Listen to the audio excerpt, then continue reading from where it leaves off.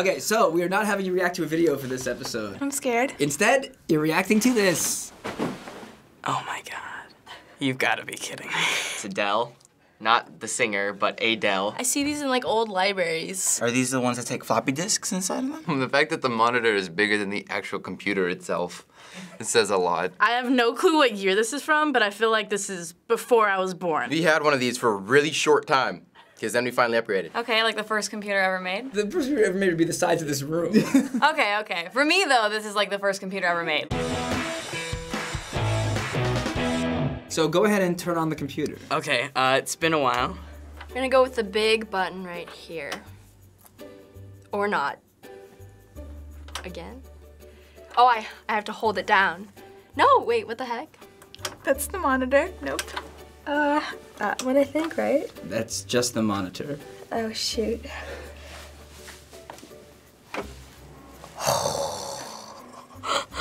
My dad is gonna be so proud of me right now. Right here is the power.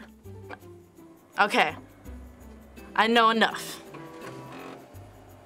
The noises are very interesting. I don't think I've ever heard a computer make these sounds before in my life. It's a lot louder. A lot more beeps. Take your time there. This is taking a while. You would usually boot up, then you go get like your snack. And then once your snack is all done, then you come here and it's already done booting up. Windows 95. Okay, that's a little bit before my time. It's prehistoric. It really is. It's an old dinosaur. Oh.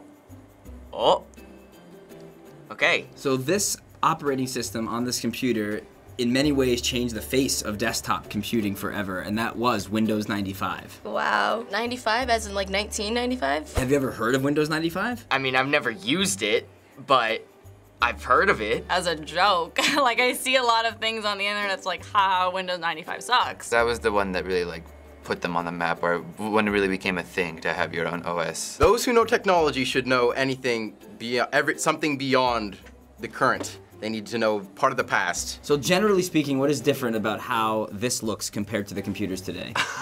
This is where to start. Everything looks so dull and ancient. It looks almost exactly the same as like the Windows operating systems like nowadays, but they're just not as refined. It seems more rough.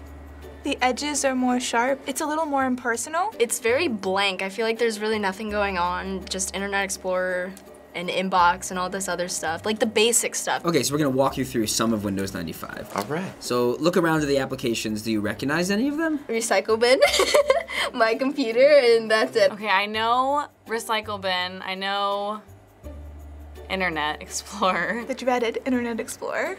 I can only assume that it's even worse than we think it is right now. So let's go online through a 10-year-old browser and open it. We can get online on this? I'm gonna double click.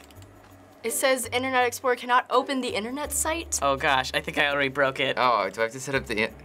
Wait, is this dial-up? Well, the internet won't work because there's no Wi-Fi in Windows 95. What? Why is there Internet Explorer? That doesn't make any sense. How do you get on the internet if there's no Wi-Fi? Okay, so how do I get online? Dial-up, plug that in. Well, you needed to connect a phone line to your modem to get on the internet. Wait, what is a modem? A modem is a device that sends data to or from your computer that gets you online. And back then, modems had to use phone lines to make that possible. So you would have to use your phone to go on internet? Oh, and isn't that like really loud, like thing? It's scary to think that Wi-Fi is like so vital to us now. If you go somewhere and don't have Wi-Fi, like that's the worst thing that could ever happen to you. Well, another way to access the internet was through a service like AOL, which we have. So go ahead and open that up. I get a free trial. I see a key, bless up, the world, and then an Illuminati symbol. So step one, it's loading.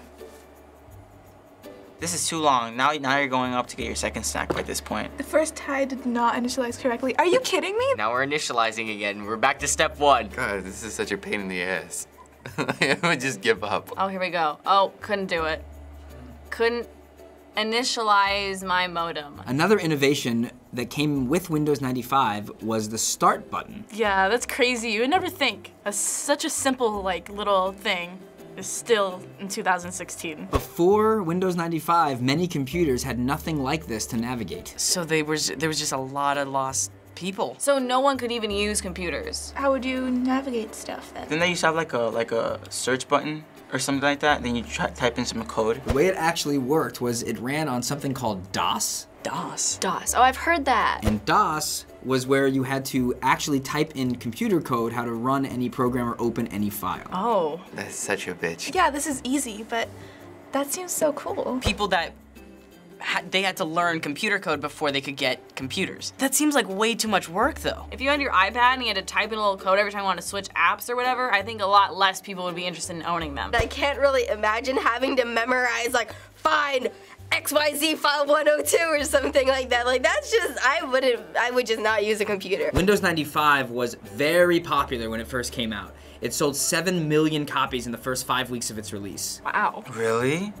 7 million? I'm not surprised. Bill Gates is practically the father of software because he's just created and made so much that expanded on our whole technological universe. To install Windows 95, it took 13 floppy disks one by one. Whoa, that's intense. Holy shit, that takes time. I remember what a floppy disk is. That's that square thing, right? And those would take hours to install. I'm sorry, this is just really blowing my mind. Is that the way it is to install things now? No, usually you just connect to Wi-Fi and then like downloading. If I put in a game to download the game onto my Xbox, it takes like 2 hours. I was waiting for my Fallout 4 to download. I'm like, can I play this? Generally, like if I have to update my computer, do a little refresh thing or like get my security, as sad as it sounds, if it takes more than 5 minutes, I get pretty frustrated. So we just passed the 20th anniversary of Windows 95 last year. Oh, awesome. Happy birthday. With all the technology that you've grown up with and use today, do you ever think when you're on a computer or on your phone of just how far things have come and what it used to be like? Of course, doesn't everybody?